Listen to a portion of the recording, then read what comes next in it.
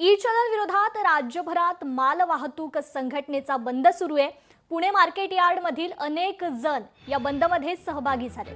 Market यार्डच्या पार्किंगमध्ये मोठ्या प्रमाणात ट्रक उभे केले गेलेत। उद्यापासून हा बंद तीव्र करण्याचा इशारा देखील देण्यात आलाय। मार्केट यार्ड मधील परिस्थितीचा आढावा घेतलाय आमचे प्रतिनिधी अमोल धर्माधिकारी यांनी। पाहूया।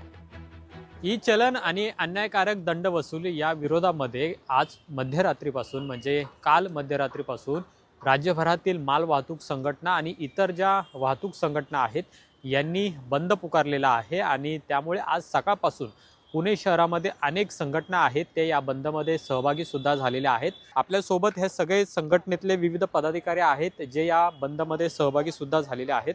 सुरुवातीला आजपासून हा संप सुरू झालेला आहे तुमचा, कशी परिस्थिती आहे राज्यभरामध्ये? सगळ्यांनी या संपामध्ये सहभाग घेतलेला आहे का? आमचे जे घटक आहेत त्यांनी पूर्णतः याच्यामध्ये सहभाग घेतलेला आहे।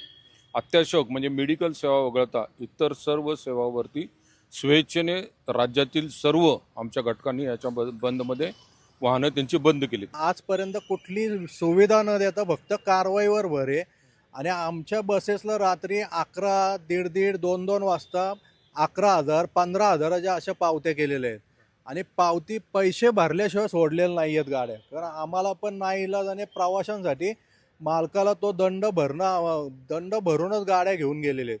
त्यामुळे मालक असा स्वतःहून विचार करतात की गाड्या चालवून पैसे मिळत नाही तर संपात सहभागी झालेलं चांगलं, म्हणून सर्व बस मालक स्वतःहून स्वइच्छेने सहभागी होतात। ई चलनाचा जो फाईन पडतोय तो इतका प्रचंड प्रमाणात पडतोय की त्यामुळे त्यांनी असं ठरवलंय की या ई चलनाच्या बाबतीत जोपर्यंत सरकार मागचे ई चलनाची रक्कम माफ करत नाही आणि अन्यायकारक जी वसुली चालू आहे ती थांबवत नाही तोपर्यंत हा संप कुठल्याही परिस्थितीत बंद होणार नाही। अमोल धर्माधिकारी, लोकशाही मराठी, पुणे।